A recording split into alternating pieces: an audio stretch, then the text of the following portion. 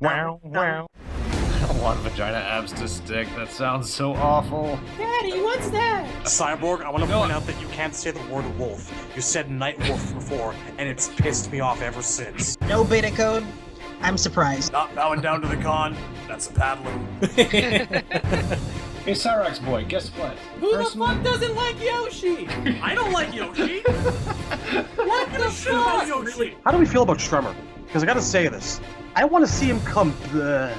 Yes, but it's because I'm actually peeing in a bucket at the bottom of my seat. So, like, Nitara's design. You know, you're saying Nitara again. Oh shit, thank Just let it go. I'm on so many drugs at the moment. Great. Glad to hear it. Alright, well, I'm done being serious. We can talk about the taste of cock again. If that's what you guys want to. Wait. What? This is my fucking ass hanging out. What, bitch? Are we That's even not recording right understand- now? We're not recording, of course not. wondering. Nobody's gonna listen to this. I hear like the sound of like bullets being loaded into a chamber and like shots being fired. Is it like an air gun? I don't. I'm hearing like Russian roulette like right up next to the mic. What's going on? Yep. Definitely taking shots with a rifle. Welcome back to the Nethercast. I am Cyborg, and I am joined, as always, by Razor, Temp, and Shad. And they're going to lead the show this time, and I'm going to sit this out so you guys enjoy the show. Take care. What's up? That was hype. Everyone's allowed to get a wee bit burned out here and there every so often. No, it's fine. He's tired. I'm not complaining. It's cool. I mean, I can't say that I've been playing a lot of Injustice. I mean, as usual, I don't have a lot of time for games these days, but been learning Rocksmith, been playing music. When I am playing Injustice, it's Red Hood. I got what I wanted, and I'm very happy about that. Well, I can't say I've been playing a lot of Injustice, but I have been spending a lot of time watching Injustice play itself. That works. Yeah. What my grinding has made clear to me is that Ed Boon is a fucking liar, and Sub-Zero does not have even half of the costumes he had in the games. Oh, do tell. You've got an MK1 outfit and an MK3 outfit, and that's all the retro there is. And it's not even wristbands and like the arms and legs, it's only the torso and the head. Son of a bitch. I mean, at least he plays nice, right? Yeah, I'm enjoying the character. Like, I think Sub-Zero is definitely up there on the list of, like, he's not my main. My main's still probably Atrocitus. My second is Hal. But Sub-Zero is definitely my number 3. That's something. Yeah. No, and I do like he has some weapons that change his, what his ice clone looks like. One of them turns it into a giant penguin, one of them turns it into a polar bear, and one turns it into his victory pose from the classic games. That's tight. I didn't know that. That's actually pretty sick. Yeah, so that's cool. I like that. He said we'd have all the costumes, and he's a fucking liar. I don't know if Ed remembers all the costumes. I don't know if he remembers that there was a Deception costume that looked like the Shredder. I mean, people bring it up to him all the time, you'd think. I don't think he knows what they're talking about. I think he's just like, what's this Shredder costume? I think in his mind, Deadly Alliance Deception was like, what, 15 years ago now? It's been a while, yeah. Deadly Alliance came out exactly 15 years ago. Mother So of fuck. Deception and Armageddon were like 13 and 12. I think in his memory, it's like MK1, 2, 3, and the grid. That's like what's going on in his brain. I don't think. No, I mean, the Deception one is like arguably the third most popular look of them all. Maybe even the second. If I had to rank them, I'd go like MK1/MK2 Classic Ninja because, you know, that's just how we roll. But you don't hear a lot of people clamoring for a specific look from a lot of the 3D era cast except for Sub Shredder. That thing stuck around, man. People like that. That was a radical ass departure that really paid off. It wasn't just an interesting costume, it was a costume with a story. Uh-huh. Like, And it looked amazing. people like the whole cryomancer, like finding his ancestors' tomb stuff. That's interesting. I want to see that armor back. And even if they redesign it so it doesn't look like the Shredder anymore, I want the story of that armor back. Hell yeah. Because it was like there was this whole cool thing with his ending where he's like, oh god, an entire horde of Tarkatans, I'm gonna die. And then the armor like takes over his mind and he kills them all easily. That's cool. It's sick, yeah. I didn't appreciate it at the time because I guess I wanted smoke, honestly. I was like, why is smoke not anyway, it didn't matter. But I like it now though. It's aged very much like wine. I'm a big fan of it. I got blown up hard for liking the cape. Do we like the cape? I can take or leave the cape. Rather it weren't there. Don't hate it quite as much as I thought that I would. It's just sort of there. I don't play him with a cape equipped, but I don't hate it. I don't think it's like dumb. Like I see people complaining about the cape, and I'm like, what's the point of that? You can take it off. It's optional. I don't know. I like the cape. On the Warrior Shrine, I got fucking missile strike for praising that cape, so I wanted more voices at the table, see what everyone else thought, but it sounds like the consensus is the cape is okay at best. Well, I think the cape depends on what else you equip with it, because he has versions where he's got a hood with no mask. I think the cape looks good there, because it's like he's wearing a whole cloak. I don't know that just a ninja with a cape on makes sense. Well, that's another question. What is it? Is it even really a cape? Like, what garment is that only comes down like above your knees? I don't know what that is. Is it a cloak? Is it like there are characters verging on a rain poncho, circa Armageddon here? There are characters in the DC universe who wear short capes. It's a thing. Like, I'm pretty sure Batgirl's cape is the length of a t-shirt. A lot of the time, yeah. Like the classic depiction. The classic depiction is roughly waist length, and yeah, there's like Mary Marvel, and I think sometimes Captain Marvel himself has like a over the shoulder or like down to waist length cape going on. Like Robin's cape almost never comes down to his feet. Like, Batman needs it that long so he can drape it over himself and look spooky, but most characters, it would just get in the way. Yeah. Do we like how he plays? I actually have only messed with the multiverse stuff. I technically own the character on Xbox, but I haven't really played with him that much, so I don't know what you guys have been experiencing with him. I am really enjoying the way his clones work. You can still throw it, you can make the two at once. I'm having a lot of fun. It's kind of all the filthy things that you imagine being able to do with this stuff back when, like, MK3 was a thing. Yeah. You were like, imagine if I could just fucking clones. Well, now, yeah, you kind of almost can. I do wish I had more of the gear moves, because I really want the puddle, because when they showed it off in the, on Twitch, I like the way it's animated where they fall down on their face now. I haven't seen that. They don't just slip in place like they did in MK2. They actually like fall face first on the ground. It bums me out I don't have that unlocked yet. Yeah, I've not been spending anywhere near enough time to actually unlock shit for him. Nowhere near. So I can't comment on the quality of his off basic moves and maneuvers.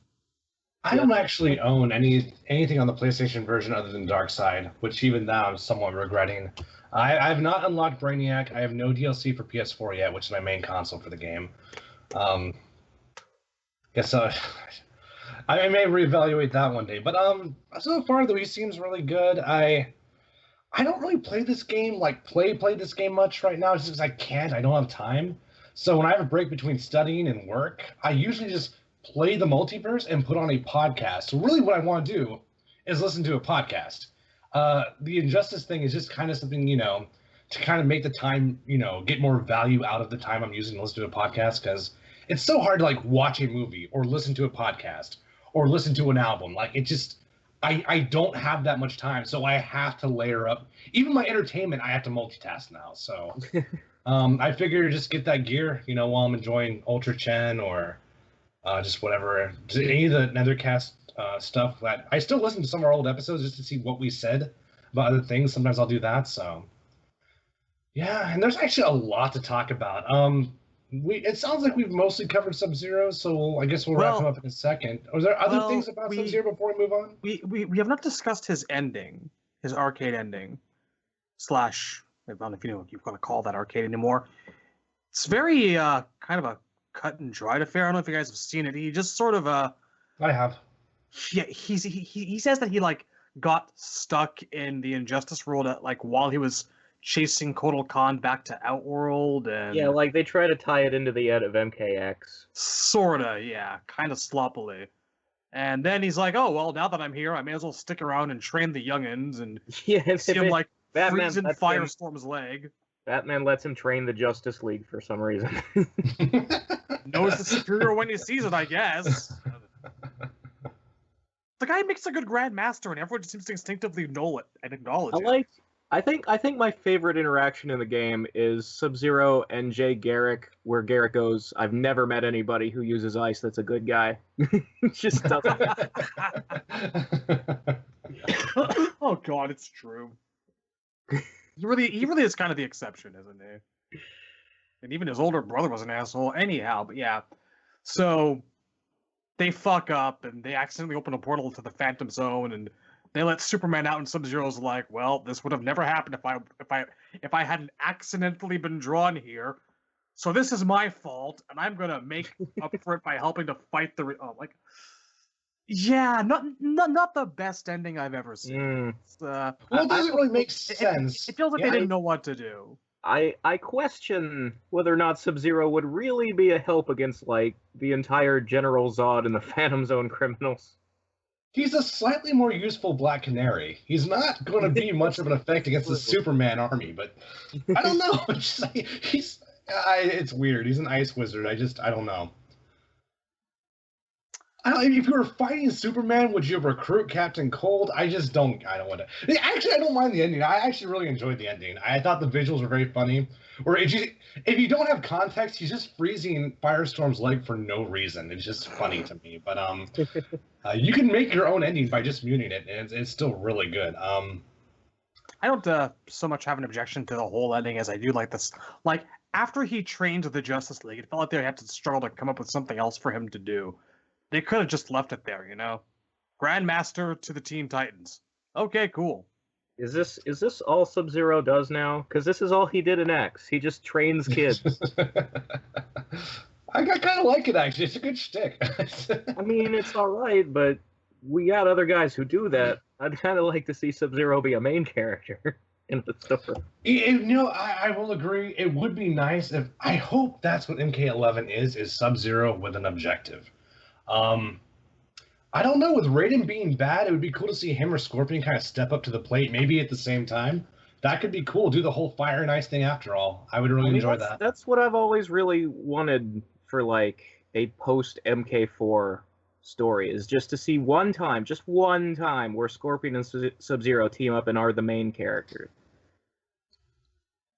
It's not so much to ask, I don't think.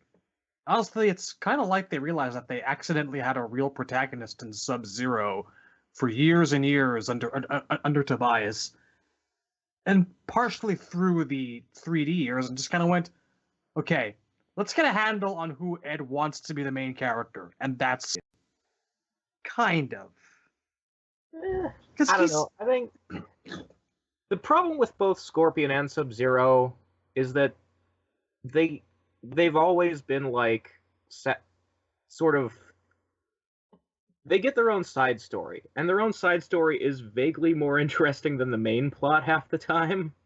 Yeah, I agree with that. It's never Scorpion and Sub-Zero fighting Onaga or Shao Kahn. No, that's sadly. just not whatever. And the thing is, like, MKX would have been the best time, because both of those guys hate Quan Chi. Those guys hate Quan Chi more than anybody in the universe hates Quan Chi. If you're going to have Quan Chi be a bad guy, Winlord, when's going to be my time?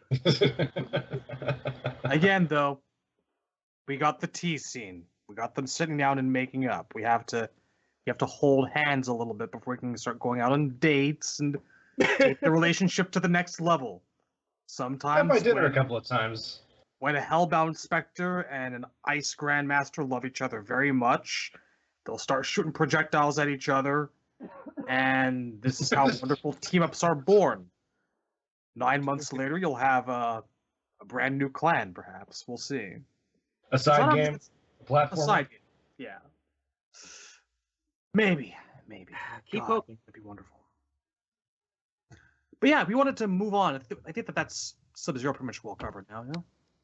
Yeah, I think we're all pretty happy with at least the gameplay, and I guess a lot of the subtleties as well. I mean, there's room for improvement for sure, but I like him. I like him way better than Injustice Scorpion. No contest at all. I do wish that his command grab with the daggers was not 3 directions. They keep doing that. They keep giving characters 3-direction command grabs, and it just means that you're not going to use the move. Fucking terrible. Yeah, it's. I don't know. How they ruin Jax. Like Jax, I loved in MK9. Can't play. I mean, I could. It makes me feel bad when the AI stuff's what I'm trying to do. The AI. So lonely. Yeah, Street Fighter V is bad about that. Like, Cammy will do like a 3-frame walk between her links and fucking link it. Oh god, it's dumb. So dumb, that challenge mode. Yes, Street Fighter V is bad about that. And God, we could do a whole show on fucking truck arms, but do you want to have like a warrior shrine where I just a few more hits? Where I just come on and just start like throwing up bile over the first Canadian Street Fighter? Do you want one of those? Because I can do it. I don't see why not. I mean, I think we need to get the Killer Instinct thing done soon. Yeah, I'm sure we could do that. I have no objection. That sounds like a lot of fun to me. Fuck, do I ever hate Street Fighter V right now? I saw Abigail's his story mode. It is. Oh shit! It's just he's a joke character. He's like they're not even hiding it.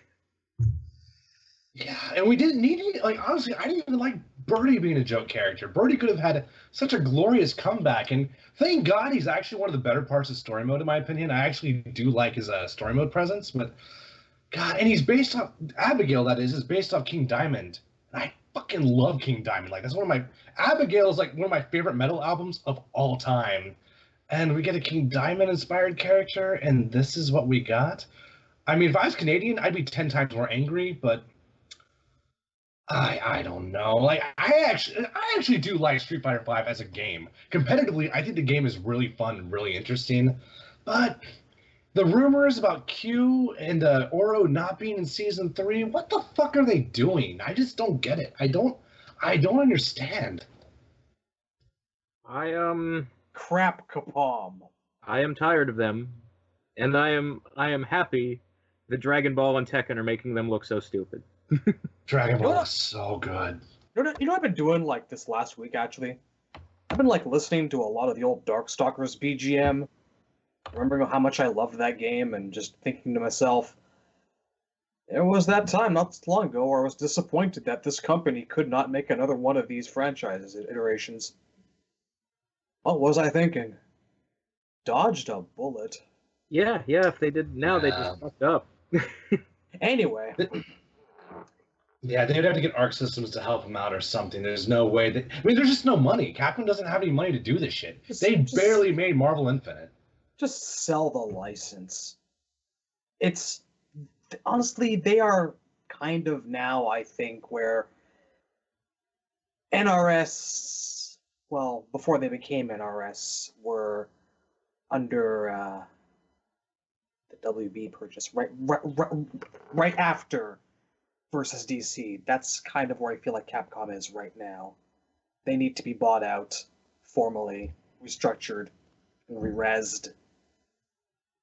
It's not looking good out there. Who would you want to see buy them? It's a tough question. Yeah, because I don't know. I feel like on some levels we dodged a bullet when it was WB and not like EA that bought Midway. Oh God, no! I would not. Yeah, things could have been really bad with Mortal Kombat. I mean, it would never happen. But like, I assume if Capcom gets bought out, it's gonna be by another Japanese company. That's my assumption. Yeah, well, yeah. So, I mean, ideally, I feel like the ones who would have the money and the will would be like Namco. I would hope so, but like I said, I know it would never happen, but I can just hear Konami's tentacles coming out of the water and just, oh man. I was like, that would be a nightmare. I was 2 seconds away from making pachinko machines. Yeah, I know. Well, you've already done it in spirit. Street Fighter V is at least not a pachinko machine. Like, It you does know what have- is a pachinko machine? Castle fucking Vania. We have to live with that reality. If I want to play Castlevania, I have to turn on Netflix. Fuck that shit. Hey, I hear good things about that. As a matter of me fact, too. after we end our Actually, segment tonight, I'm gonna go watch it right now. That tonight. show is, I mean, it's only 4 episodes. That's a bummer, but it is pretty wonderful. It's probably the only good thing we've gotten Castlevania-wise since, like, the last 3DS game. Not 3DS, DS game. Holy shit. Ecclesia. Order of Ecclesia. This is coming from a guy that actually really liked the first Lords of Shadow game. I mean, you can like Lords of Shadow, but it's its own continuity. It's not real Castlevania. That's real enough to me. So, Starfire.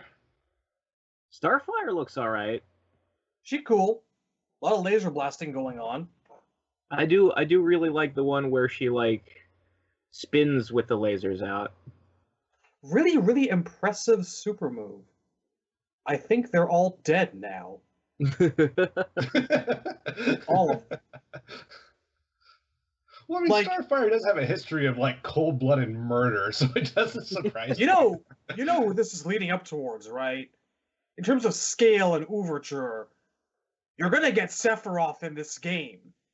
And guess what his fucking super move's gonna be? Go get yourself a fucking sandwich while the solar system gets destroyed. That's what you're gonna Ah, it only does 99.99. You'll be fine. do. Stunned, confused, low HP, frog, petrified timer. Going into that battle without ribbons was a fool's errand. I really like Starfire. I think she looks really good. I think the character looks like a lot of fun, and I'm going to buy her for my PS4. And I'm going to try to get as good as I can with the character. All the other ones so far have been fun, but Starfire was the one I was actually planning on playing. I never really planned on playing Sub-Zero, unless like he was Cryomancer, which he's not. He's not MKX Cryomancer. Red Hood was fun, but just I don't know. I already play a hybrid Rushdown Zoner. I play 3 hybrid Rushdown Zoners. I don't need to learn any more of those character types, so there was really no room for Red Hood. Starfire has me excited. He's the hybrid rushdown zoner for me. Yeah, and you picked a good character to play too, because he's really strong in my opinion. And Starfire just, God, it sounds so small, but if you can like design a character right, but more importantly do color and their design right, it really makes a difference. Like, I don't know if anyone remembers seeing Return of the Jedi for the first time when they were a child, but when you first see that green lightsaber, it's like, holy shit, it kind of, it's so simple, but it has a lot of screen presence. When they're doing the whole Tatooine thing, like, that looked really cool to me. And that green, I got stuck with me, because when I saw Starfire's projectiles, I'm like, oh shit, so I don't know. I think the character looks really, really fun. I can see that. I've always liked the green lightsaber best too. Like, it's weird to think about. Like, if you go back to being like a kid in the '80s, when I don't even know how old I was when Return of the Jedi came out. I just know that I saw the Star Wars movies on VHS, not long after each other. I think it came out '83, so I was still. Yeah, I wasn't born yet then. Yeah, I was born '85, so yeah. Yeah, but if you imagine like being there at the time, in New Hope and Empire, there's only red and blue, and then all of a sudden there's a green lightsaber, and it's like the coolest looking thing ever. It's so great. Oh man, yeah. Like, I guess the closest comparison would be people would actually remember seeing the prequels in real time and Mace Windu's lightsaber. Except imagine if it was in a good movie.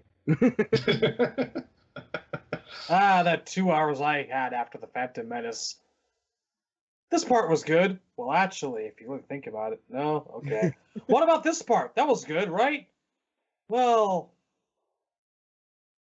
if you kind of ignore the part that came before. Fucking Christ! The lightsaber fight was cool, okay? It wasn't that bad. It wasn't that bad. It wasn't that bad. Oh, Christ. I didn't know what to think when I first saw Phantom Menace, so when I first saw it, I was like, that was all right. Then it just, first I wasn't really the snob that I am now, So I was like, fight was cool. Liam Neeson's fun, and that was kind of my review back then. Then later on in the years, and it fermented into something totally different. And I mean, like, I'm not even 20 years old at that point. I've got no real good taste in movies or anything so to speak of. I enjoy watching crap. I come out of there and I am still disappointed. But hey, I'm convinced in at least 10 years' time, we're going to have a string of Alien movies that are going to make the prequel films look like classics. So, hindsight's a bitch. I don't know. I mean, at least the newer movies aren't about politics. they're not about space trade. I will take random planet trade embargoes that are never properly explained or at all explained, if I remember right, over 3 more fucking hours of, yes, but you see, I want to create things because I don't like people. And this is a metaphor for God complex and blah, blah, blah, blah, blah. It's like poetry, Shadaloo. It rhymes. So I had to make the aliens, you see, because the alien perfect creator. What I appreciate about Force Awakens is how much of the effects are practical, because when I think of the prequels, I think of CGI being a thing that ruins a movie, where it's like they put so much time and effort into look at all this money we spent on the screen, and then there's no fucking characters. Like, just last week, I saw that movie, this new sci-fi movie that's out, Valerian. Yes. What a piece of shit. And ouch. What? All right, that's one to strike off then. When I walked out of it, the dominant thought in my mind was, well, that was exactly like Phantom Menace, except the characters kind of had personalities. Oh, it's not a total waste of time then. Yeah, no, it's a little bit. Oy. I'm trying. What is Valerian? I don't know this.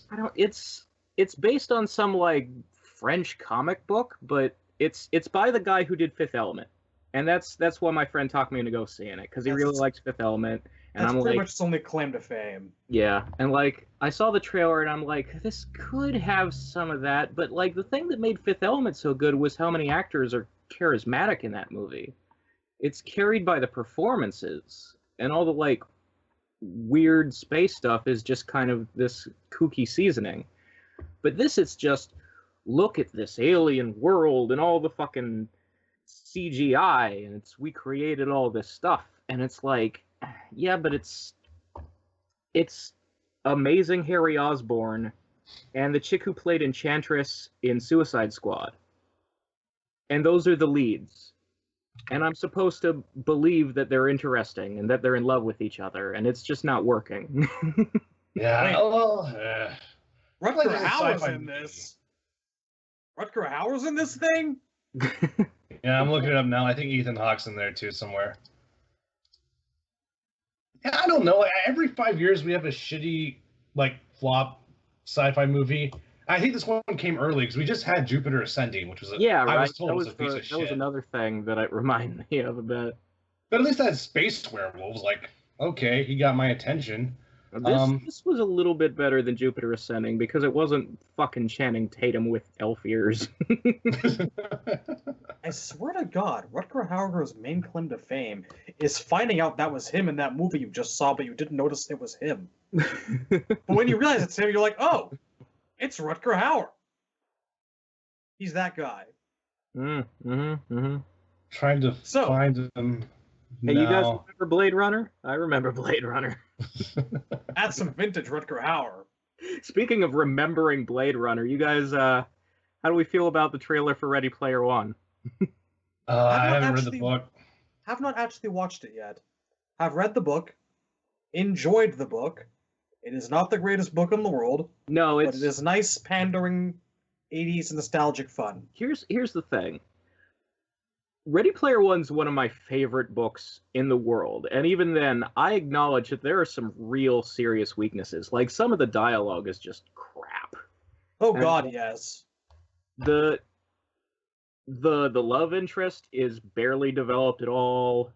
But what I really love about Ready Player One, which is ironic considering all the complaining I just did about CGI world building in movies, is the world building. Because it's sort of like, there's this element in Ready Player One where, like, for anybody listening who's never read the book, the premise of the book is it's set in, like, the 2040s, it's the future, and the internet has become virtual reality. It's sort of like Second Life. And that's what everybody uses now. And it's because it's so realistic, it's like living in the holodeck. People spend all their time there and they don't care about the real world anymore because the real world has just gone to shit. And that's one of the most interesting things about it, is that the real world is like a cross between 1984 and the movie Idiocracy. Sounds great.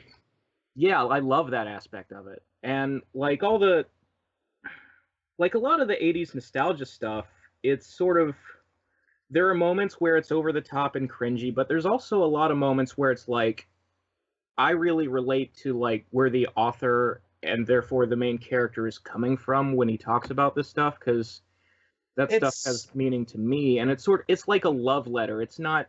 Yeah, it's not thrown out there to like feel cheap or go, hey, look at this thing that I know a little bit of trivia about. It actually, he allows himself to get a little bit immersed in the history of the thing, which is really nice. Yeah, and it serves the plot and builds up the character, because the whole premise is like the guy who invented the virtual reality world has died, and he didn't have anyone to leave his will to, so he put like this Easter egg hunt in the game. It's like a video game based puzzle thing, and whoever solves it first will inherit his company. I got a golden ticket. Yeah, it's basically Willy Wonka is one of the main inspirations, and it's interesting because in the trailer, like there's an instrumental version of Pure Imagination from Willy Wonka. I really appreciated that, and then it kicks into Tom Sawyer by Rush, which is great if you've read the book, because one of the puzzles involves a Rush album in the book. I don't want to spoil it for anyone else, but I'm kind of curious which album it is. I mean, I'm guessing it's moving pictures, but I think it's 2112. Oh, well, Tom Sawyer's not on that album. No, they picked Tom Sawyer for the trailer because it's the most famous Rush song, I'm sure. Yeah, I'm 75% joking. Like, it's all good. Like, you can't go wrong with 2112. Oh my god, I love that album. But anyway, one of these days I'll listen to Rush. I realize that ever expects me to have listened to Rush as a Canadian, and to like wake up under a mat of Rush album covers and my quilt to be stitched together records and whatnot, but not all Canadians listen to Rush. So you're telling me you're not required by law to have a shrine of the sleeve in your house? Well, there is a bylaw that specifies that the most wall of any basement in the country has to be covered in the cover art from the seminal classic Moving Pictures. I'm looking at it right now. It is a classic album cover. I mean, I'm sure they'd let you off with a warning if you at least had a framed photo of Neil Peart, but It's kind of mind blowing. That's crazy, though. I mean, Canadian or not, you're missing out. Rush is good stuff. I love the Rush that I've heard of. It's just one of those bands, you know. There's only so much you can pursue in your lifetime, one bit by one bit, and Christ, I've got such a backlog. But Rush are up there. Man, are we is this still another cast? Are we I mean, talking about well, video games?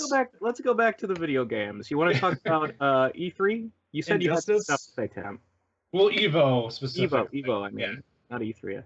They both start with yeah, no, I mix them up honestly myself all the time. Evo was good. Honeybee stole the show, and Dragon, I mean, people are so hard on Dragon, and, you know, I just think people have the wrong attitude. Like, people are like, oh, is Dragon a fraud? Or did Dragon, is he the best player? And I don't know, people are asking the wrong questions. Those are the wrong questions, in my opinion. Did Dragon deserve to win Evo? Yes, yeah, absolutely. I mean, yeah, he played really well. He picked a very strong character. That's how you win fighting game tournaments. Now, here's the right question. Did Dragon give as good of a performance as Honeybee? And I'm going to say no, because Honeybee beat almost as many opponents as Dragon did with a much lower tier character.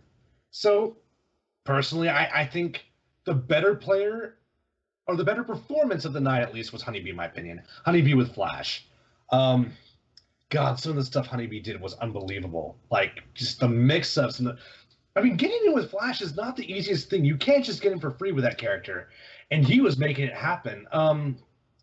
What could have been if Honeybee had not run to Aquaman? If he had just stayed confident, we could have had, like, this crazy Evo. But instead, Dragon took it. And Dragon played really well. We'll talk briefly about the patch notes later, because Aquaman got hit by a truck. But it was a very interesting Evo. Just so, I mean, Sonic Fox, Dragon, just a lot of the international diversity in top 8. We had Hayate from Canada in there.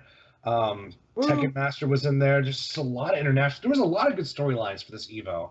So I really enjoyed it. And even though I hate watching Dragon because he's such a boring-ass player, good for him, you know? He's like the Justice Wong of the NRS players. He optimizes. He's not there to put on a show. He doesn't care about the viewers. And he certainly doesn't care about the opponent. He is there to win. And the reason why Justin Wong hasn't been excelling is because he doesn't pick high tier. Justin Wong has always picked characters who he finds interesting. Dragon goes straight for the shit. He doesn't care. He goes straight for the good shit. And he deserved to win Evo. It was Alien MKX. When Alien got nerfed, it was Shinnok. And now it's... You know, it's talking about a little bit of Poison Ivy, so good for him. Good for Honeybee. Holy shit, mad props to that guy. Well, Shadow, you sound like you're about to say something. No, not particularly. Oh.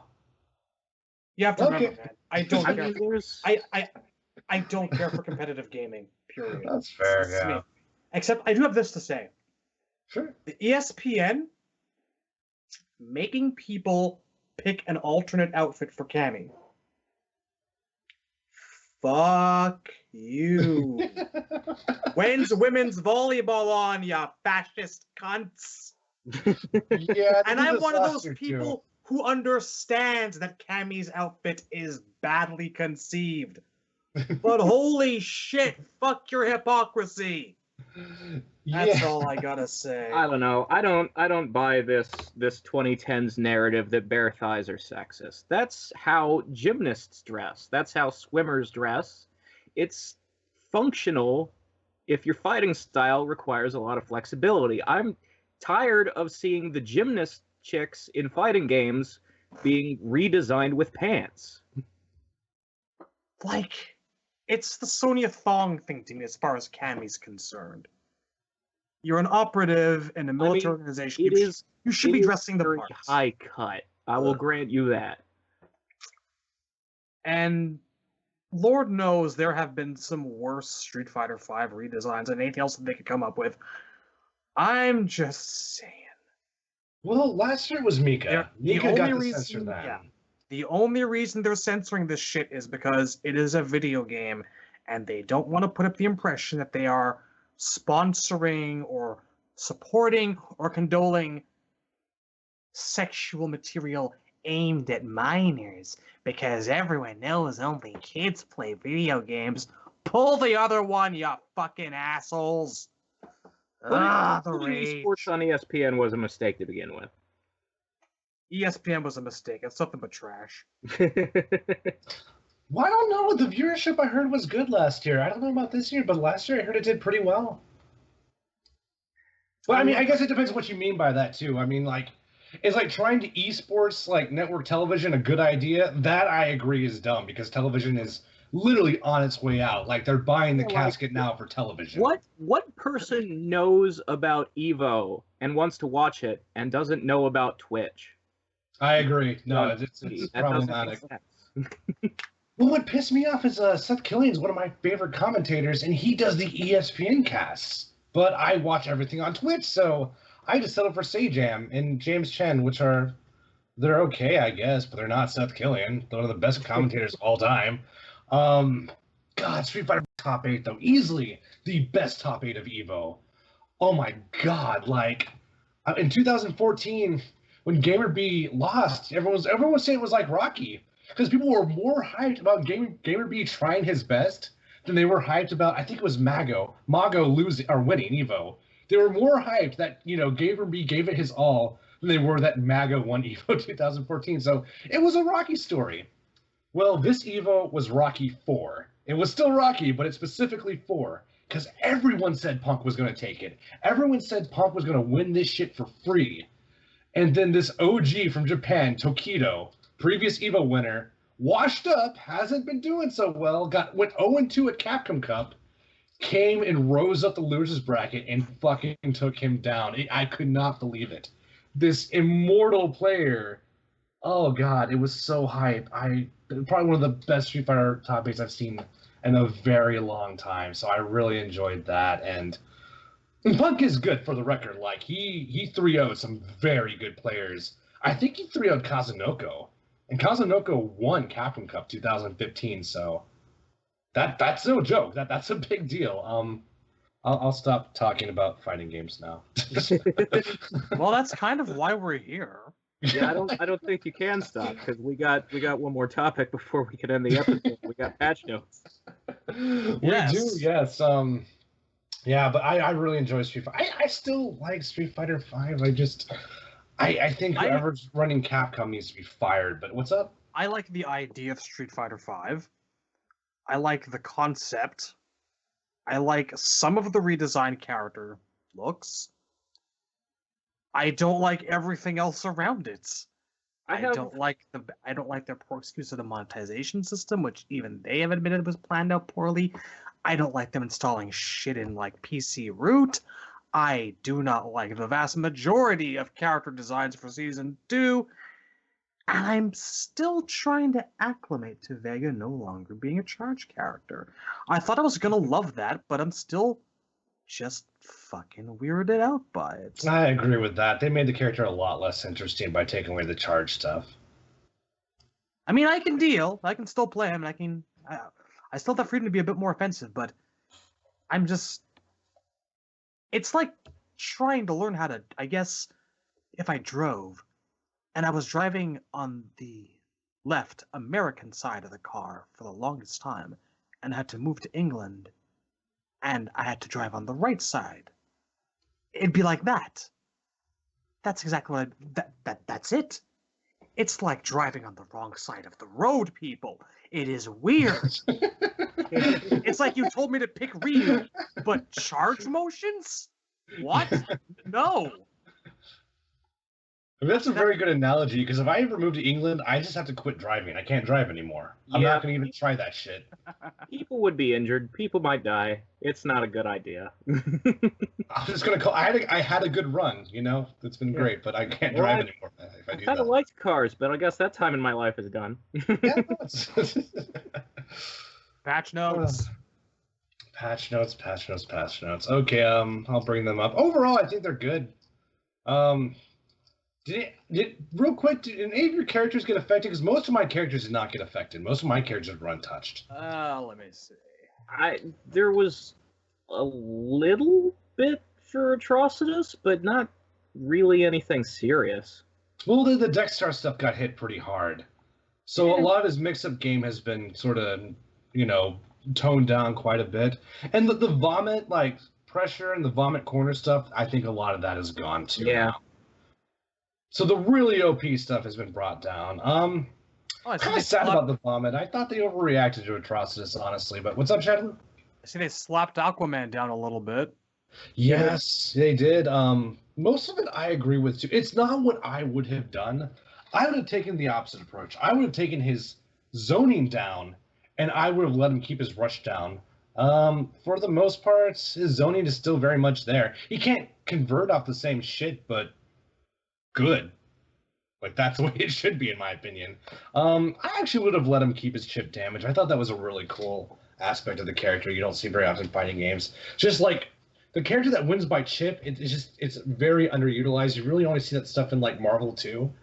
So that's why Iceman was so broken initially, is you couldn't chip him out. But what's up? I feel like the problem was he only has like the one move that really capitalizes on the chip.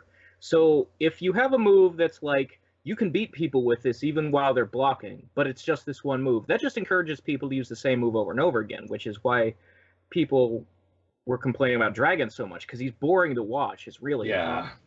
He was hard to watch a lot of his matches, and like I said, nothing wrong with that. There's no crime there, but I do like to, because I know a lot of people are unhappy with the Aquaman nerfs, even people who thought he should be nerfed. And what I say to those people is he's still pretty good. He still has a great low starter. His footsies are great. He can make that low starter safe with with EX stab. He can still fucking zone. He still has a great zoning tool. He's got just fantastic mid-range options. He just doesn't have plus frames anymore, and he can't convert off his zoning.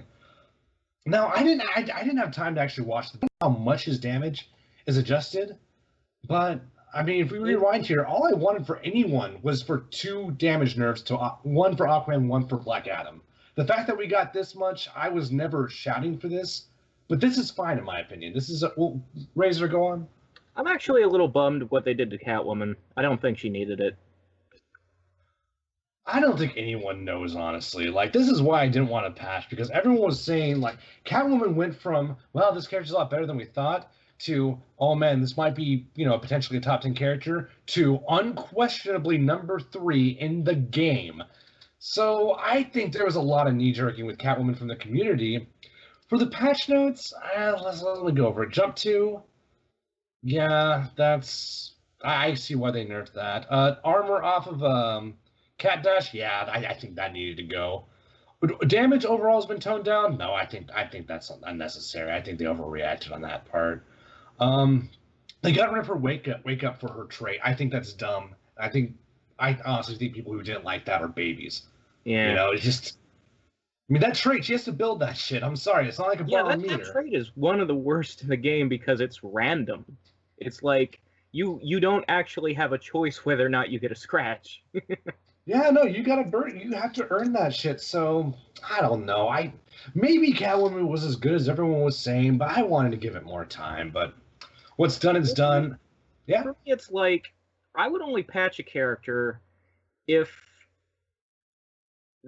it's not just enough to be top tier. You also have to be like, when you watch someone use the character, does it feel unfair? It feels unfair when I'm watching someone lose to an Aquaman who's just stab over and over again. It feels unfair when I'm seeing how much damage Black Adam does. No other character in the game felt unfair to watch.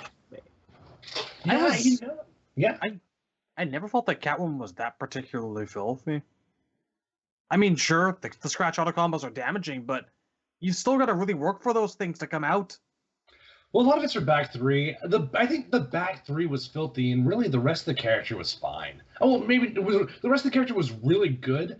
I don't think she was particularly broken. But that back 3, sure, yeah, make it a little easier to punish. Just still make it plus, but and that's what they did, and that I'm fine with that. I think that's okay. I still think she's going to be a very good character. I think, like Aquaman, is still at least in the top 15. He's not that much. He's significantly worse, but he was already so good to begin with. So yeah, I mean, most of these characters I can narrow down to either agree, disagree, overreacted, I don't know about this shit. Those are my categories for all the characters. Red's a bit of a mixed bag for what I'm reading right here. Less frame advantage after lethal lunge. Yeah, there's that. There's a few things. Hammer Fury starts up a frame later. Fixed a bug that can cause the super move to autocorrect after the cinematic. Okay, fair enough. Can you send me your list? I think your list is a little more comprehensive than mine. Yeah. I'm not actually seeing anything here about the lunge. Oh, well, I'm looking at the Event Hub's list, and I think a lot of this was copied, like, verbatim from the stream by their editors. So let me see what we got. Oh, shit, I didn't know there were official patch notes released yet. This is tight. How did I miss this? Oh, God, there's a lot of shit here. Okay, Indeed. Yeah, Red Hood, where are you? Oh, wait, this may be a little bit old. Hang on. Let's 6/30/2017. Yeah, that this shit's from June. Oh. Sorry. No. Never No, it's all good. mind.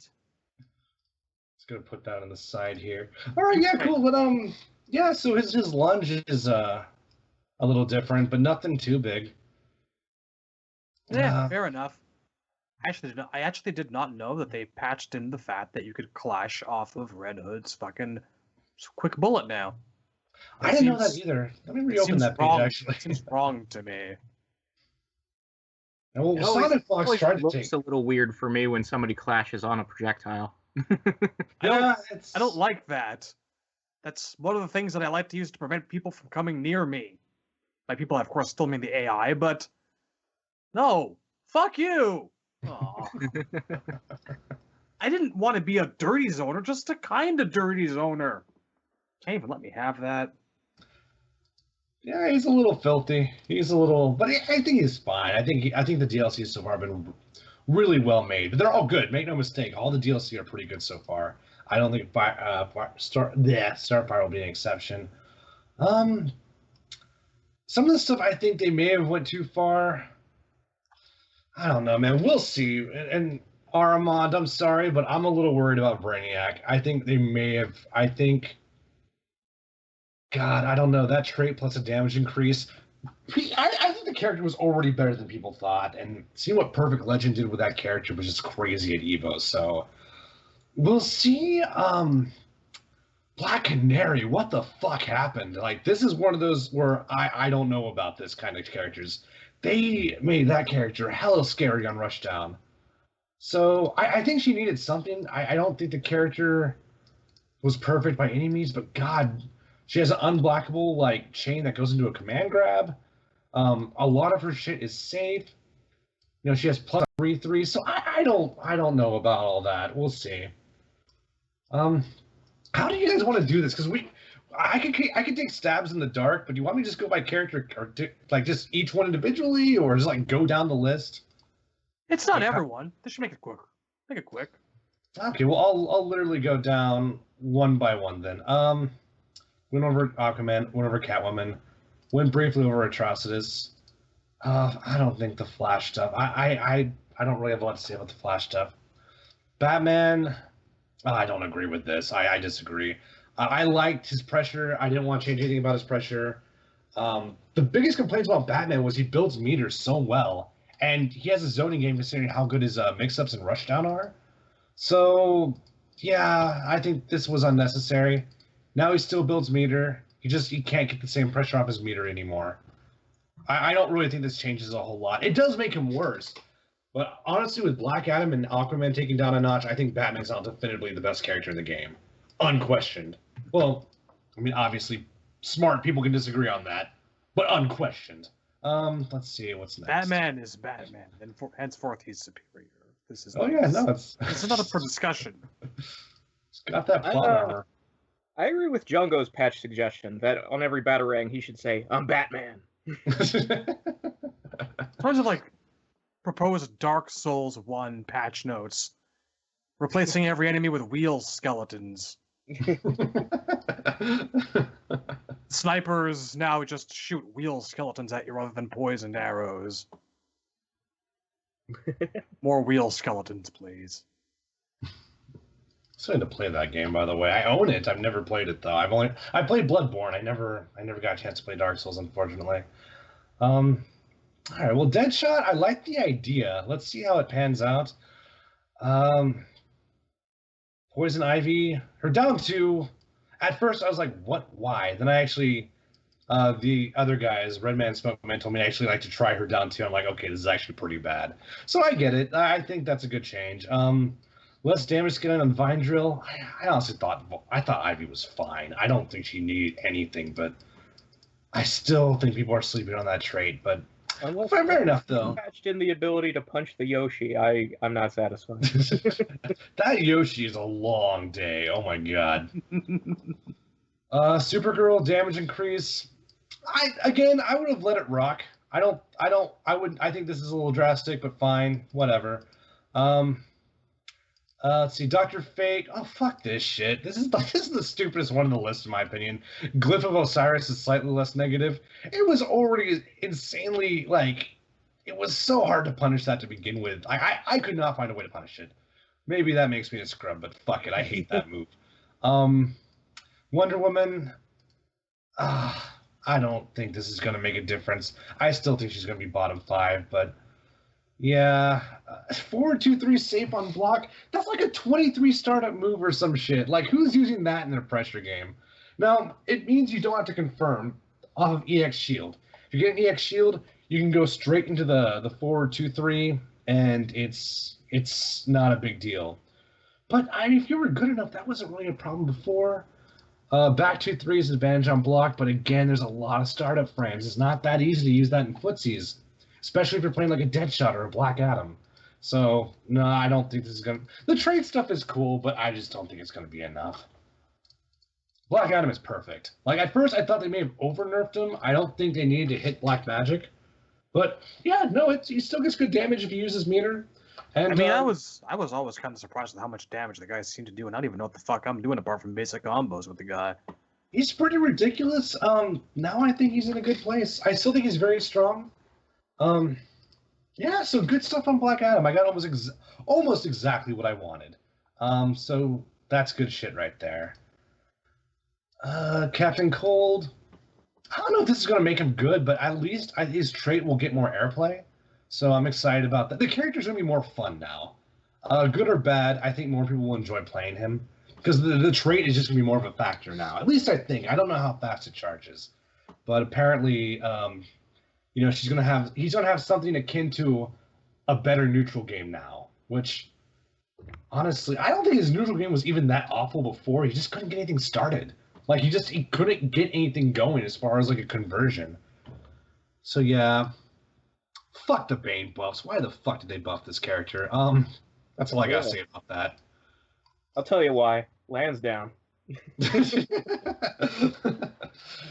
I think you should be. I think I can understand. I think you should be a little bit scared of Bane at all times. Bane never really jumped out at me as being particularly threatening in this game, but he should be a little bit. He should be this game's answer to Zangief. You don't want to get near the fucker, but you're gonna. I mean, the fucker has charge moves. He will run at you. He will dash and run you over.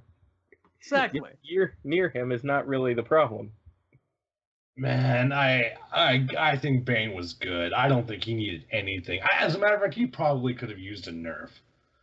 Whatever. Here's the thing about Bane, okay? Like, he has a punishable overhead, but low overhead, even if you see it coming, on an arcade stick, you have to bring the stick back to neutral to block the overhead if you want to hold back in time. So that's already by itself a giant pain in the ass. Assuming, like, on Wake Up, you have to either do a Wake Up move yourself, or you have to block, or you have to hold up. That hold up makes a whole big difference in the rock, scissors, paper shit. The only real weakness of Bane is that he's guess heavy. But he's still a giant asshole. I still don't think he needed a buff, but I don't know. I think this character's really good. Increased defense? What the fuck is going on in my life? Okay. So that's Bane. I don't think it's game breaking. Like I thought he was. I don't think this is going to push him into the top 5 or anything. I just think it's a little weird. I would have let him rock out a little bit longer. And finally, Swamp Thing. I don't know. I think the Swamp Thing buffs are good. I don't know if it's going to make him a good character. But yeah, that was my thought. Is like Swamp Thing's the bottom tier, right? Wasn't he like the worst in the game? Yeah, I don't think they did enough to like really help him. Yeah, he's probably. I think he's number 2. I think Wonder Woman might be worse. I think Wonder Woman's pretty bad. But yeah, I mean, he's bad enough where there was no question that he probably needed a little bit of help. But for better or worse, I think when he has trade out, his neutral game does get significantly better. So I think that's cool. And I think we'll see a lot more trait in general. I think that'll be a lot of fun. And I also think the health buff is going to keep him on screen longer. I don't think Swamp Thing it's not like he doesn't have tools. I just think he has trouble getting in, and I think he has trouble staying in. But I attribute a lot of that to people just not using the meter roll yet. Once people start using meter burn roll, it's going to be a different video game. that's one reason why I wanted to wait in the patch to begin with, but it's done. What else do we have? So the character power no longer goes away after using certain moves. That's good. He's like Captain Cold. He's going to be a lot more fun. By the way, no, I take that back. Pre-patch, Captain Cold's probably the worst character in the game. I can't. Swamp Thing I think is significantly better than Captain Cold. So, Smoke Man, if you're freaking out, you can calm down now.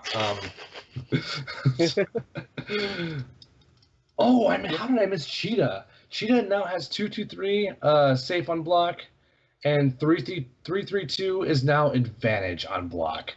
I'm gonna categorize this as I don't know about this. Cheetah is probably the biggest question mark in the game. I don't think anyone can really pin her down. I can't tell if she's bottom tier or if she's top 10. I can't even tell. She seems good. Well, I don't know, man. I don't say that if you can't make that distinction, odds are she's at least mid. Yes, at least. I think unquestionably mid. I say unquestionably a lot, but that word doesn't really mean anything. You can clearly question all of these things. I'm questioning them right now. What does any of this even mean? Can I not feel guilty while using Deadshot now?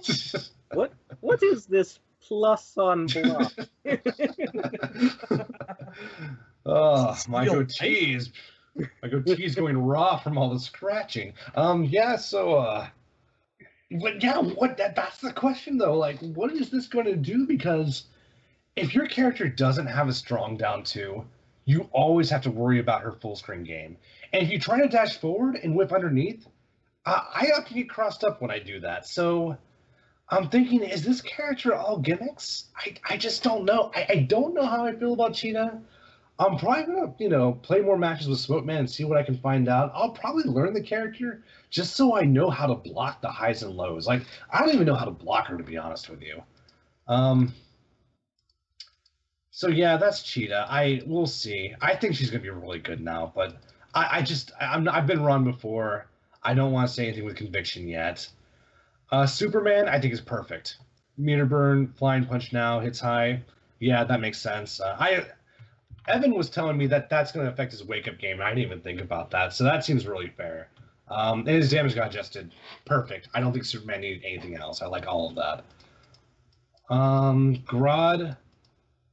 I don't know. I'm one of the few people that think Grodd actually has a lot of dirt. I think Grodd's a lot better than people think. I don't know how much better. I think he's probably at best mid-tier, but I think I think he had some dirt underneath his move set, so now he's better. I don't really know enough about his tools to even say this stuff is significantly better. I just know Grodd's better now. I have barely touched the character since like day 2 of the game, so I don't know. Not much to say on Grodd, but I think the character is significantly better now. I think, at the very least, like Captain Cold, like Swamp Thing, is going to be more fun to play as. And that is it. I think the biggest takeaway is Canary. I think Canary's going to be much better now, and I think she's going to be the new top tier. I've been wrong before. I may be wrong now, but I think she's going to be much better. I guess the only thing we haven't covered is who didn't get touched. Sub-Zero was not changed. Cyborg was not changed. Green Lantern was not changed. I think that's a good call. I don't think he's as good as everyone says he is, but I get the adjustments. Harley Quinn, I thought was... Scarecrow? Yeah, Scarecrow was unchanged. Which I think is good, but they may end up regretting that, because although I think the tools are balanced, they're finding option selects that are making them much better, so... I know I bring that up like once an episode now, but Scarecrow option selects are going to eventually become the new thing. We'll see how that goes. But, I mean, in terms of, like, what you can and can't do, at least on paper, I think he's fine. Darkseid, do you guys play a lot of Darkseid? I don't know shit about Darkseid. Nope. I have seen a lot of Darkseid played. I have not pressed the buttons for him myself. It just looks boring. Like, I saw the character, I'm like, this looks really boring. I feel like he's a little less boring than Deadshot, but maybe that's just me. I like lasers better than guns. Yeah, and normally I do too, but I guess the difference is Deadshot, it feels so cheap, but the cheapness makes him fun. He's like MK9 Johnny Cage. He's dirty, so it's enjoyable. Like, Darkseid just seems like a boring vanilla-ass zoner, and it just... I don't know. I think they tried to make him cool by keeping the... about Jab Juggles here? Is that the... Oh, God, I miss that shit so bad. I do not. My day will come, sir. It'll be great. It'll look retarded. Oh, good times. With Darkseid, I think they tried to make him cool by keeping his arms behind his back all the time, but by extension, I think they just made his animations really boring. Like, his animations just feel really one-dimensional to me. Darkseid has no need for flair. Darkseid needs no flair. I like his animations because he'll remove the hand from behind his back to bitch slap you with it. Damn straight. And that's his back 3, right? Yes. That's pretty sick. Okay, I'll give him that for sure. Harley Quinn. Oh god, I thought Harley Quinn was probably top 5 before the patch. So if she wasn't top 5 then, she's definitely fucking top 5 now. Joker. Maybe Joker actually does need buffs, but it just makes me laugh that he didn't get buffs. I know the community is so butthurt. If you're part of the Joker 2M community, I know I say a lot of shit. Don't take any of it to heart. I just think your community's attitude could use an adjustment. I don't think you're bad people, and your character probably isn't that good. I'll grant you all that. I don't think he's as bad as you say he is, but I say all this in jest, I don't play the character, so my room to talk is not quite as expansive as yours. But come on, come on, dude. Take the character through the ringer first. I mean, I will. Krusty played an amazing Joker at Evo, and I think he eliminated Pig of the Hut. So I'm not going to take their word for it. I need to test the character, and that's probably their counter argument. It's like, well, you talk a lot of shit for someone who hasn't played the character, asshole. And I'm like, okay, that's fair. Cool. I won't argue with that. I will pick up the character. On the next Nethercast, I will give you my report. I will learn the Joker just to see if all this crying is warranted. But even if it is warranted, your character did very well at Evo. So a lot of communities need to shut the fuck up, in my opinion. A lot of communities. So you're not alone, Joker community. I know I'm very hard on you, and a lot of it's in jest. Like I said, I don't think you're bad people, and you may not even be wrong. And do I have room to talk? Not nearly as much as I pretend to, but yeah, that's all I got, Joker community. I hope you all had a great evening. Maybe there's like a meta thing going on here where the developers want the Joker to suck to condition people so that they can actually make a game that he's not in for once next time. Dude, I think you're onto something there. I know that's what happened to Swamp Thing. They're like, we don't want to put Swamp Thing in. We want to make the people happy. Let's make him low tier so we never have to put him in a game ever again. And I think that's what's going on. I am almost positive that is what's going on with Swamp Thing. Who wanted this character present? Who? TYM actually had a big Swamp Thing movement, believe it or not. A lot of people... I know K7 was a big proponent for Swamp Thing. I saw a lot of voices out there saying Swamp Thing on like Twitter and Hey, people are just damn weird. Message boards. I don't know. There's this weird thing where like, and we talked about this when I talked about how all the voices when MK versus DC was out were crying, where's Doomsday, where's Lobo, and then they put him in Injustice 1. Nobody fucking cared anymore. Yeah, I feel like Red Hood's gonna go down that path as well. What happens is every time one of these games comes out, there's this undercurrent on the internet that looks for like the most like dark, shady, Mortal Kombat-esque characters in the DC universe and starts a movement for them. And right now it's Swamp Thing and Constantine, anybody who's Justice League Dark, really. And it's like, is this really going to bear... Like, are you guys going to want these characters in Injustice 3, or is this just a fad? And the answer is no. You already know it's no. Like, I've always called the Constantine demand into question. I don't think it actually exists. I don't think... I think it's Tremor. It's a couple of people yelling really loudly and very frequently, and then we're never going to see it again. The thing that bothers me about the Constantine one is John Constantine, if you actually read his comics, and you're not just a fucking casual, you know that that's not a guy who fights. Yeah, I mean, I don't read the comics, but That's the impression. Yeah. Swamp Thing can fight. Yeah, no, Swamp Thing makes It's kind of sense for this game. sort of, but He's I just he doesn't duking it really out. a isn't- motive to be here, Like, but he Duke does hero isn't things. really what he's known for doing. The It's average not- John Constantine story is he will con a demon with words into going back to hell and leaving everybody alone. He doesn't fight and he doesn't cast spells. He just talks. That's all of his stories. I'm still perplexed by Swamp Thing being here because the definitive Swamp Thing, which stands out head and shoulders above any other Swamp Thing books, is Grant Morrison's run, which is kind of more of an exploration on what it means to be human and what it means to not be human. And he gets stuck on an alien planet, and it's just this examination of the essence of being. Stuff that Grant Morrison usually does when he's not talking about capes and tights. So, after reading that and coming into this and seeing Swamp Thing, I'm like, really? Oh, well.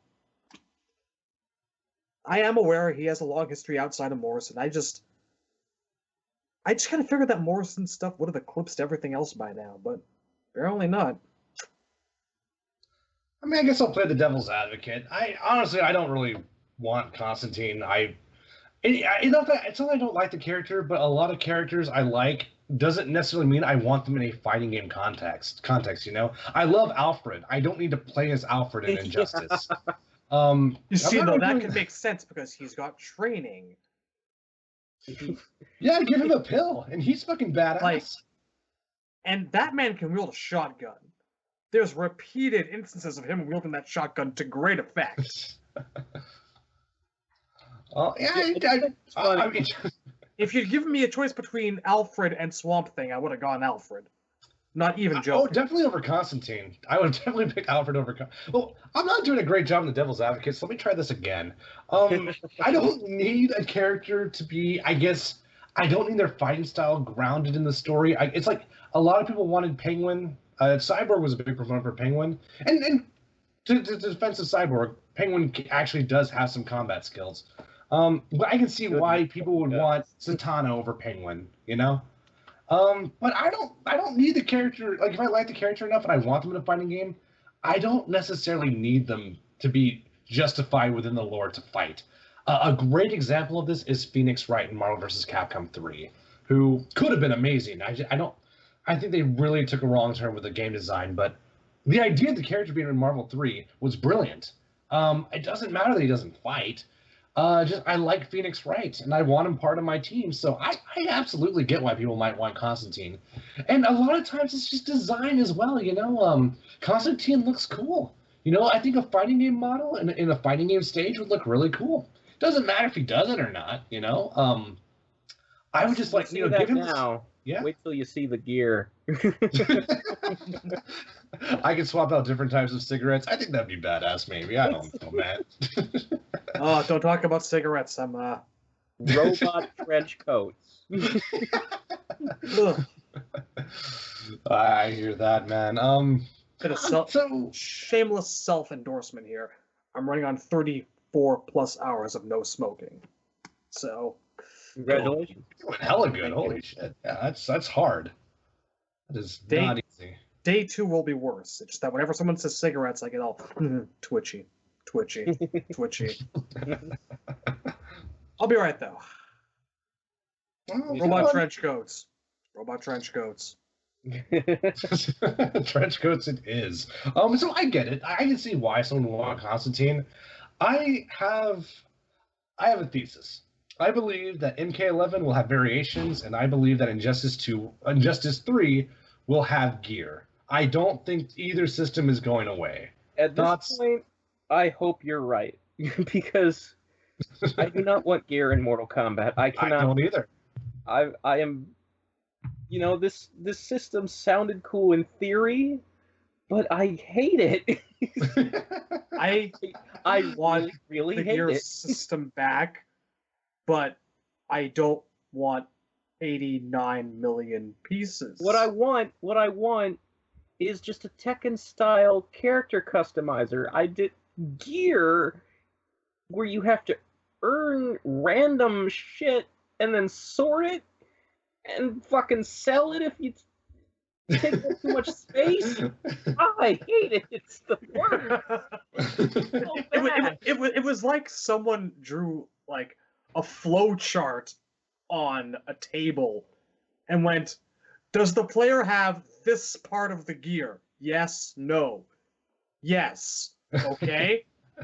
Cannot be reacquired until sold, but decreases chance of A, B, Y, and X.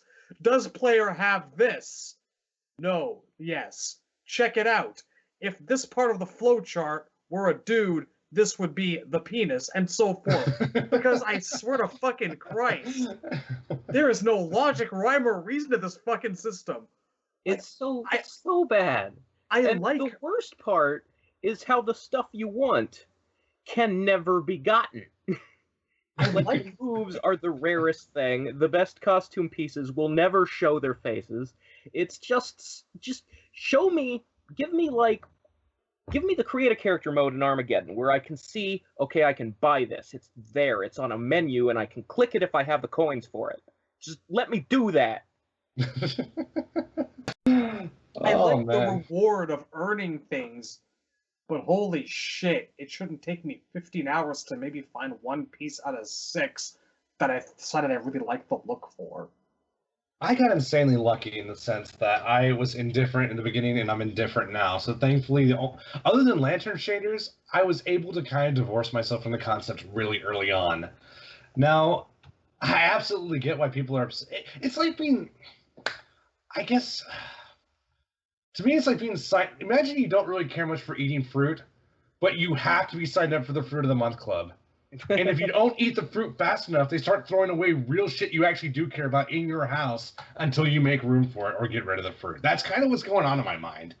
And it's like, you're giving me all this shit I don't care about, but I'm losing potentially shit that I need just because I can't micromanage this stuff, which takes, not hours, but an extensive amount of time relative to gameplay. That's ridiculous. Well, no, I will say hours. Buying shit can take hours once you build up enough currency, so... Yeah. If it was just a costume designer, I would still be mad about the random drops and the inventory system, but it would be at least a little tolerable. But you cannot do this again if it involves getting special. I cannot buy a game that does this again. It's not going to happen. It's fucked up. Tear out my own spine before I will buy Mortal Kombat. Jesus. If variations are broken up into moves that drop at random very rarely, I can't do it. You don't get my money that time. It's just not. Yeah. I think everyone has their prerequisite for I will not buy this game. Just play around it like we're doing now with Injustice because none of us are touching the system anymore. Look, I go straight arcade mode. No. I hate that we have to go straight arcade mode. All of the best moves are gear moves. Yeah. I hold it in, but it's killing me inside. I can't do that for an MK game. I can tolerate it for Injustice because I don't care that much about this franchise.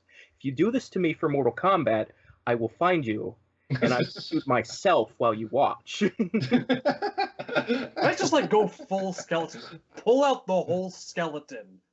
Make the statement as goofy as the. I'll go to Chicago. I'll put the gun to my chin, and I'll say, "You did this, Ed. You," and then I'll pull the trigger. Well, that's not goofy at all. And then really serious. And then confetti comes out, and then you laugh, and then you pull up the other gun, and then you shoot it at, right? That's where it's going, isn't it? We kid because we love. But we do kid, make no mistake, we are kidding. Fake laugh hiding real pain. Yes. You know, though, we do need to start talking about MK11, because if we do want to put our vote on the table, I mean, there's always a philosophical question of how much a podcast can influence development, but if we want to start getting ideas out there or character requests there, probably now's the time to start talking about it. What we want to see, who we want to see. Ever since we started seeing those, what was it? That couple of months ago, I think it was around April Fool's time. They put up this video where everyone was just kind of standing stock still, and they like zoomed the camera around the offices, and you Yeah, passed over a couple of they're doing motion notebooks capture there.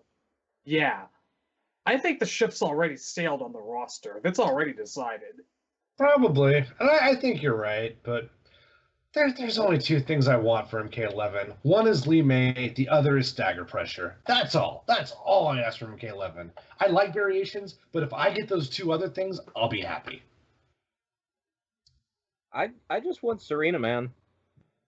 Fujin would be nice, but I really just want Serena. I want her to interact with Sub-Zero for once. Smoke. Yes, smoking yet? I do think Smoke has a really good chance of coming back, but how Not many fucking Triborgen. times have I said that? I mean, Not I do, Triborgen.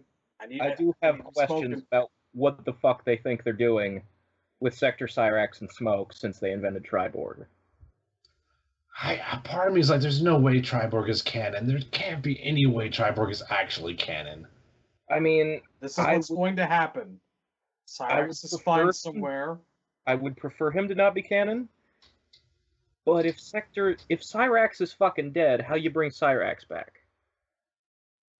Well, he's Like, dead in the I do comics, Yeah, right? They'll find a way if they really want to do it. But it's just, why'd you kill him in the first place unless you were looking at a future where you didn't plan to have him? I don't think that's canon, because we're talking about the comic, right? Yeah, but I'm told pretty sure they you. threw all that I away. told everyone it was never going to be anything more than tie-in product to make you buy it. here's the problem, though. Kittleson works for NRS now. Yeah. We'll see where that goes.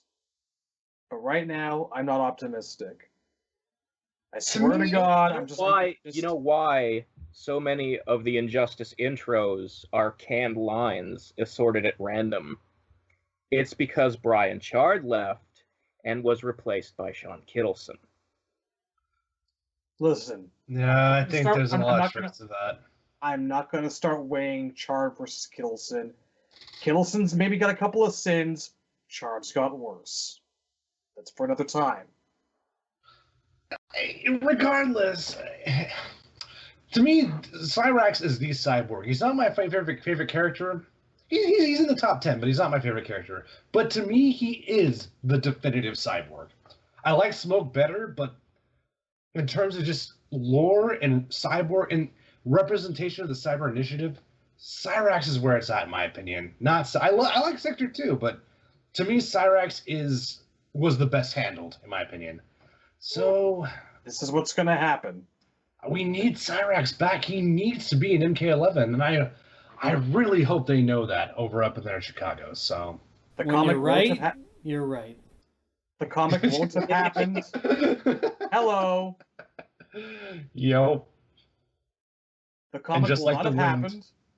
The comic will not have happened. He will be fine. He will be learning to cope with himself. Triborg will find or take back Sector's decapitated head. Some sort of bullshit memory download.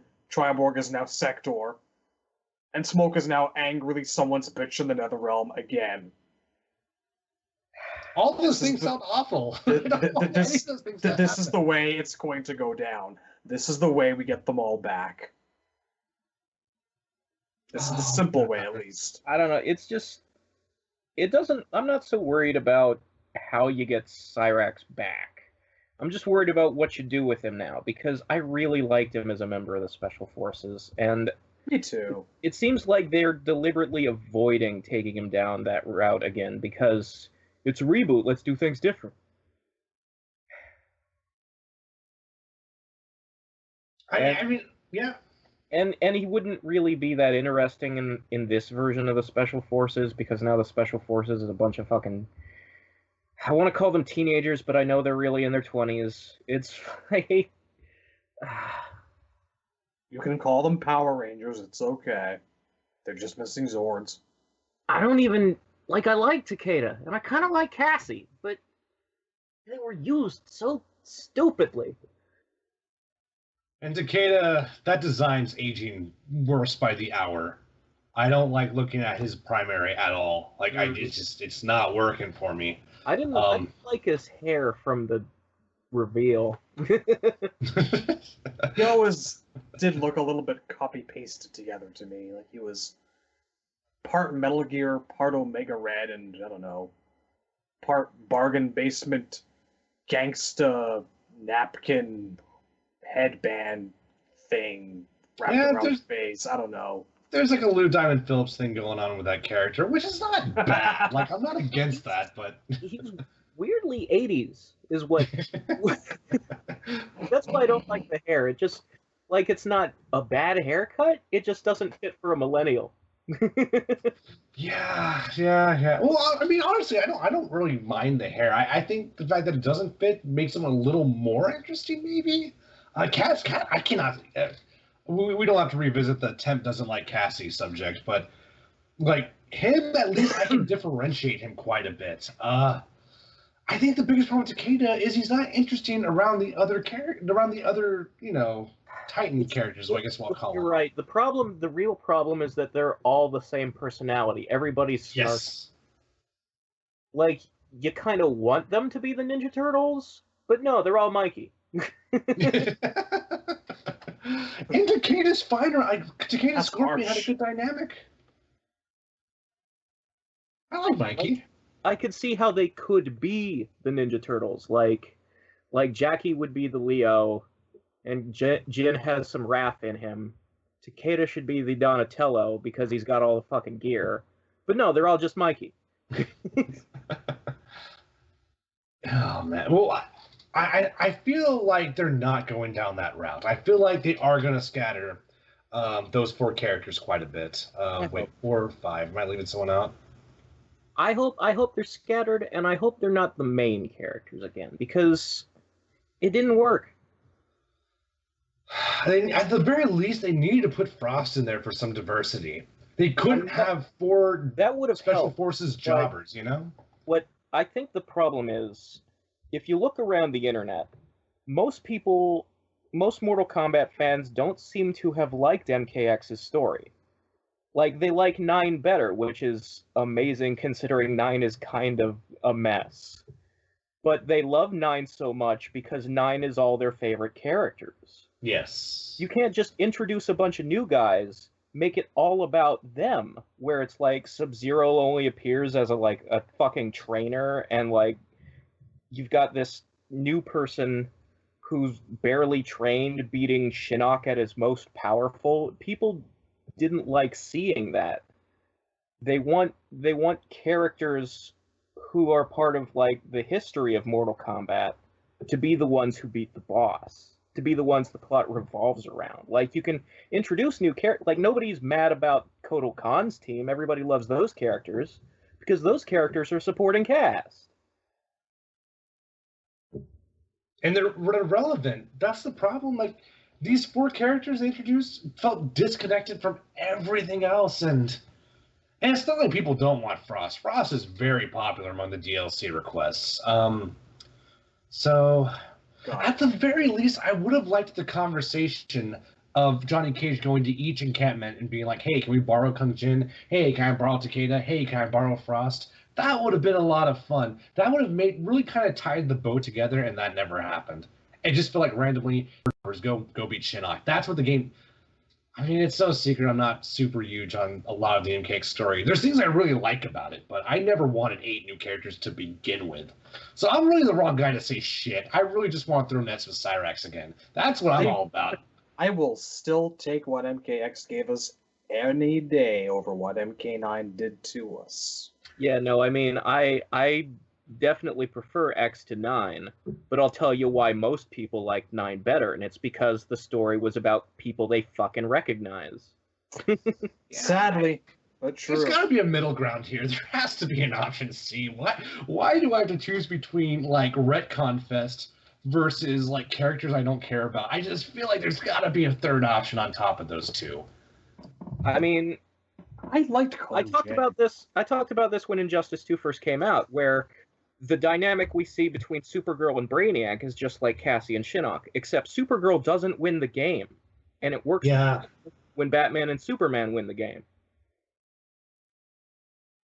And that's probably going to be built off of. That's probably going to be relevant in the next Injustice, so that makes it that much better, you know? Well, I'm just saying, like, in the future, like, if you have a group like Team Cassie, you can have that group, And you can even devote a bunch of screen time to that group. Just bring the camera back to Johnny Cage for the final chapter or something. Yeah, agreed. Let Scorpion and Sub-Zero show up to fight Shinnok. I don't know. That would satisfy people. I have a feeling something like that will happen, though. I mean, they've never really done it before. They've never really made Sub-Zero protagonist, so I feel like that. I hope that's coming, but I don't know. Like I said, I don't really want much. I mean, these are all like wishful thinking speculations. The truth is, I really just want those two things I mentioned before. If I get Lee May, I don't even care what her story is. You know, make her the Dragon Queen or whatever. I'm okay. Just make her fight and look like Lee May, and let me have stagger pressure from MK9. Those are honestly the only two things I really want in MK11. I'll play the game no matter what, but what's up? If they do Onaga again, and Lee May once again joins him, I am 100% down. I will be right there with you. Just give me the goddamn portal as a background, throw in whoever the hell you want. That's a good point. It's a fucking Next-gen combat Portal. tomb. It's a fucking combat tomb going on. Want to talk about Next- recognizable It's shit? been a that people while miss. since we saw the Combat Tomb. It's been a decade since we've seen the fucking combat. It was tomb. kind of sorta in MK versus DC, but that's the only time it's been seen since MK2. I don't even Shaolin monks. remember it MK Shaolin versus monks. DC. It's like the half Outworld, half Apocalypse stage. If you knock them, do the stage interactable. The second tier is the Combat Tomb. It doesn't look nearly the same because it's all outer space, which makes the stone look gray instead of orange. But Oh, okay. I remember that now. Yeah. Yeah, I'd love to see that back. I'd love to see stages I know return. Like that would Yeah. be great. I wasn't big on the MKX stages. Me and Cyborg only sparred in two stages. We sparred in the dock and at Kodal's corner, whatever the fuck that was. That is the only two stages we played. I was a fan of the forest, but we've done better forests. It was a nice forest. I liked the Jinsei Chamber because it actually looked like a Mortal Kombat stage. It was all fucking mystical and shit. Yeah, I agree. Good game for new stages, definitely. I like the Sky Temple. The rain is a little obnoxious, but overall I actually like it. See, in theory, that should have been the best stage in the game, like the best stage like the last 4 years. But I couldn't see shit. I couldn't see anything. Yeah, I in feel that like stage. I feel like the lighting could have been a bit better. Oh, I like the Lin Kuei headquarters. Yeah, that was good. Also but I mean, good? It needed something else. I feel like something needed to push it over the edge. I couldn't tell you what, but I feel like I think it would have been cool. Like, I think it's a bummer that they've limited the multi-tiered stages to the Injustice brand because it started in MK3. I feel like that's a Mortal Kombat mechanic. and it worked better in it. I hate interactions in Injustice, by the way. I don't say it very often, but I fucking hate stage transitions in Injustice. It is the worst. Carry on. They do take too long because it's a whole fucking animation where you're knocked through like 3 walls and a bunch of shit happens. Just if it was simply just knocking a person through a wall, like in Street Fighter V, and then you have more stage. Like, I think the Lin Kuei Temple would have benefited from that. Like, if you could knock them into Sub's throne room. Yeah. Yeah, it's a shame that, the Sky Temple was borderline banned from tournaments just because the visibility was so bad.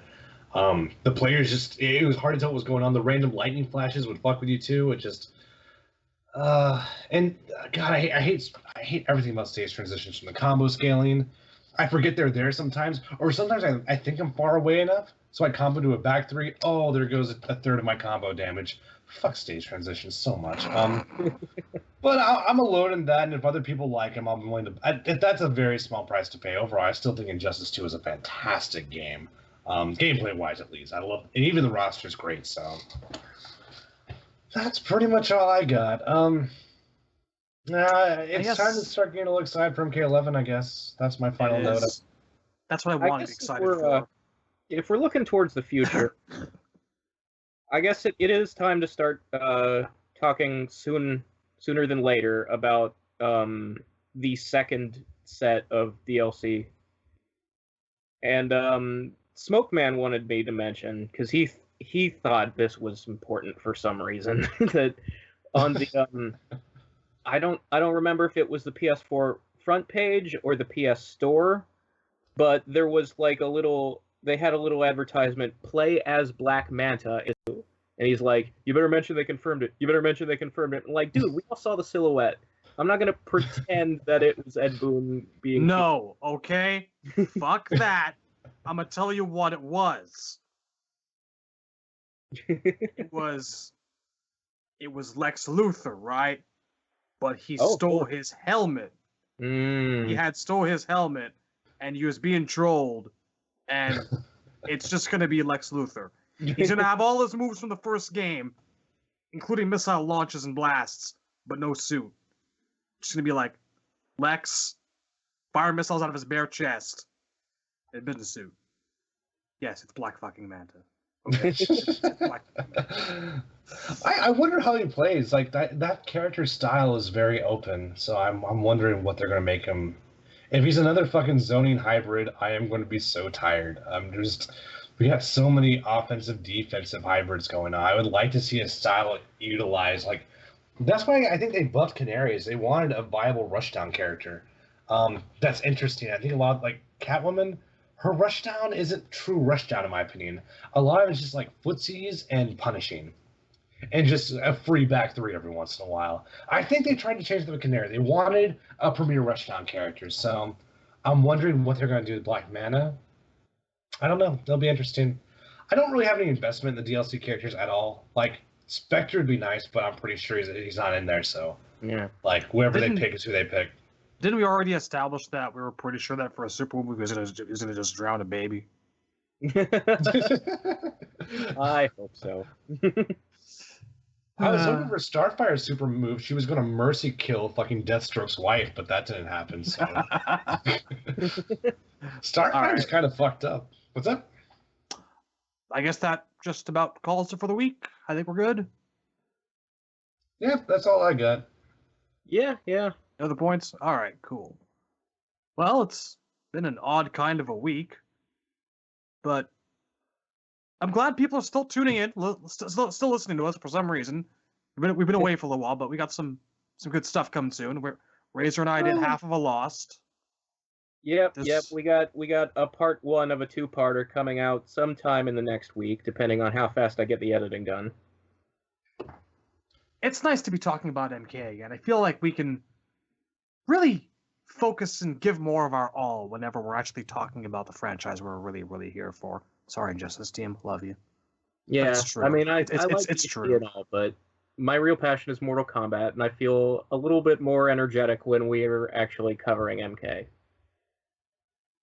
It's about the same for me, honestly. I just, it's all, like I said, I want to throw nets.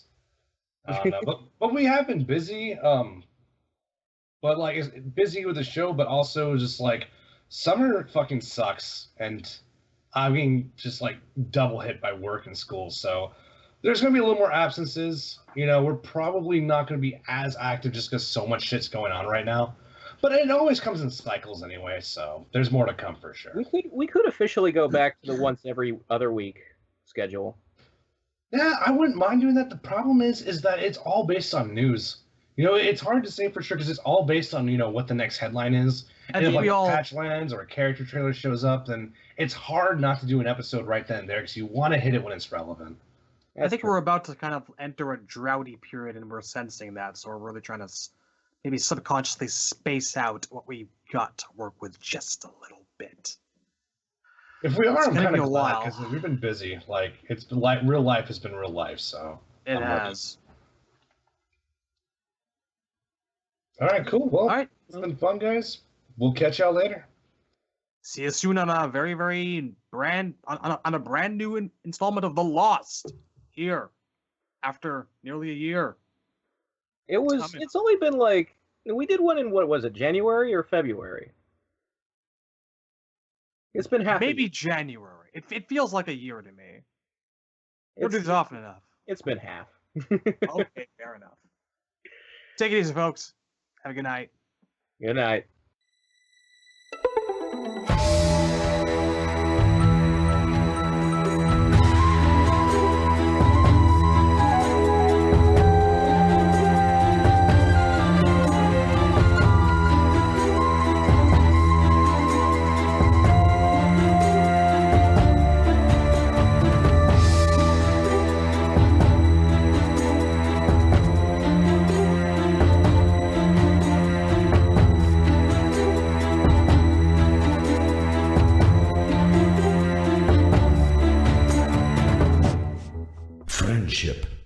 friendship